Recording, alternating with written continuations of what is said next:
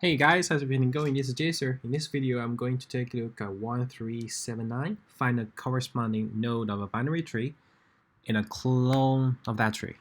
We're given a two binary tree, original and cloned, and a given reference to a node target in the original tree.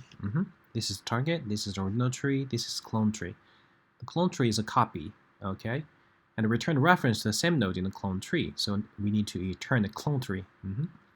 Know that I'm not allowed to change any of the two trees or the target node, and the answer must be a reference to a node in the clone tree. Solve the problem if repeat values on the tree are solve the problem if repeated values on the tree are allowed. Well, suppose the tree is like this, we return 3. Suppose like this, we return 7. Suppose like this, we return 4. This, return 5. This 2, return 2. Well, the input, the nodes, is not empty. The value trees are unique. Target node is an original tree and is not null. Well, target is not null. So I actually think that the naive idea that first came into my mind is that we need to first search for the target, right? We're getting a reference, but we don't know where this target node is actually at in this tree, right? So we need to search it, and yeah, first we need to search it. Need to search target. This will actually cost us linear time, or worst case, we don't know where it is. This is not a binary search tree, it's just binary tree. We will do the search, right? And we could use DFS, anything, we just search it. And then, so how would you get this tree? Well, of course, we could keep track of the root, but the thing is that we actually, when we are traverse through this tree, we can traverse through the same tree, right? In a clone. So you see, for a function like we're doing the search, we will create some walk method, right? We give the node and we give the target. And because this walk actually means we're stepping on the node and do the process. But actually, we could pass in the corresponding node while we're doing the traversal, right? So it means if we found the 7, if it is a 7, okay, we get the for the root node here. If it is 7, it is the target. If it is the target, we just return that 7, and it's done. If not, we can forget about this node, right? We could loop through the left. Well, for the left, if we're going to search the 3 in this left, we could just compare the 4 node here, right? So actually, for this recursion, we can pass in the clone node as a parameter, and do that just with the one recursion, right? Let's do it. So the idea is we search for it and pass down the corresponding node to the recursion. So the recursion is this. We need to return what? Return the corresponding node, right? So we return walk original cloned target. We don't need to change target, so we don't need the target here. Okay. So let's do it. The thing is that okay, for a basic form of this binary tree, there's a root node, there's left node, and there's right node, right? For this walk, when we're stepping on this node, we check if the node is our target. If it is, we return clone node, right? So if for this walk, we don't handle the null case. Okay, we will check it before we step on it. So it must not be null.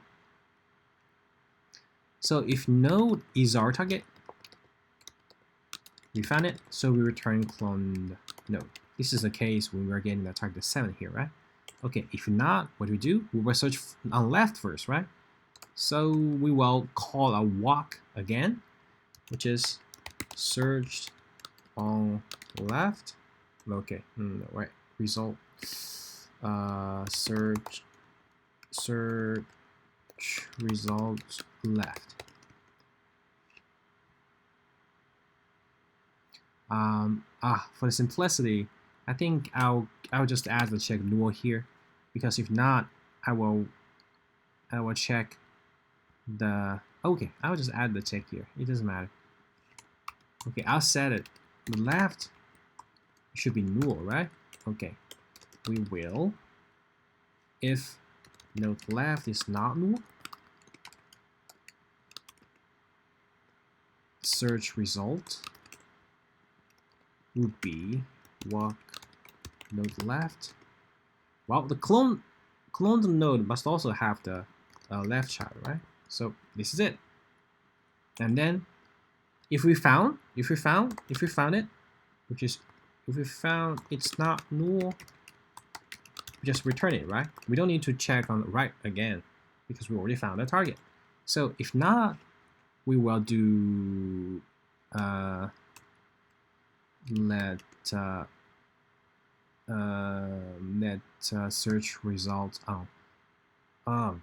Okay, I'll just use result here. Okay, result. We search left. If we found it, we just return the result. And not, if not, we will check the right. If not, right is not null, we will check walk node right, on node right.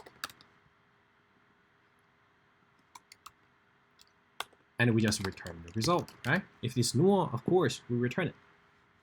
Well, so this is the solution. We create a recursion function with a node pass in, for each node we step on, and the corresponding clone node, right? Let's review our code before submit.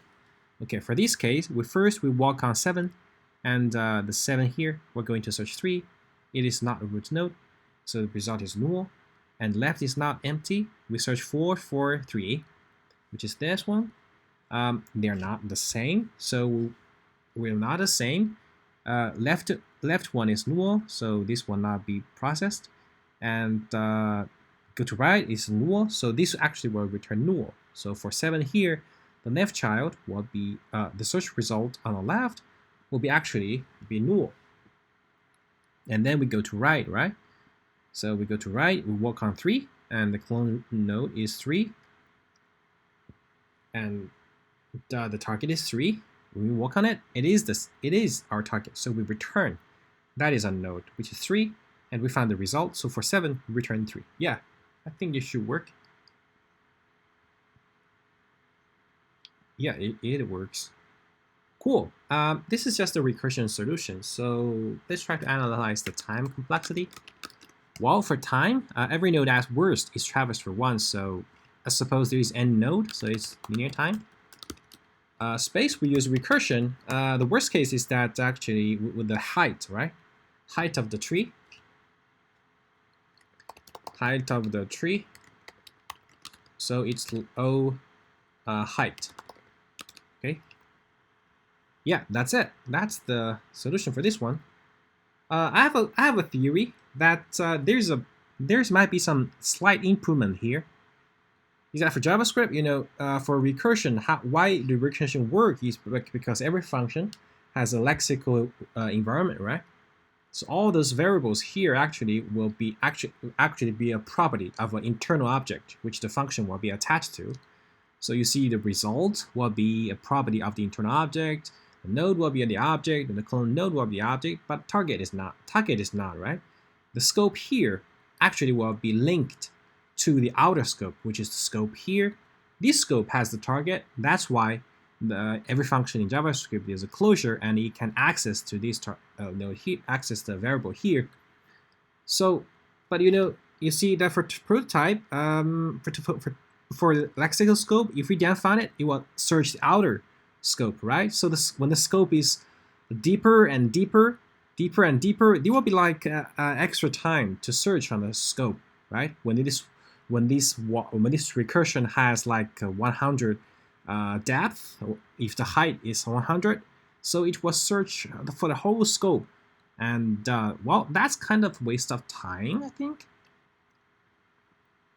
They just keep track of all the references, so I'll say the target, which is the target here, and we just pass the target in.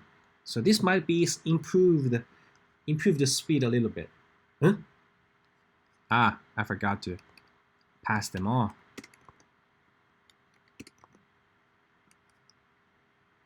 Cool.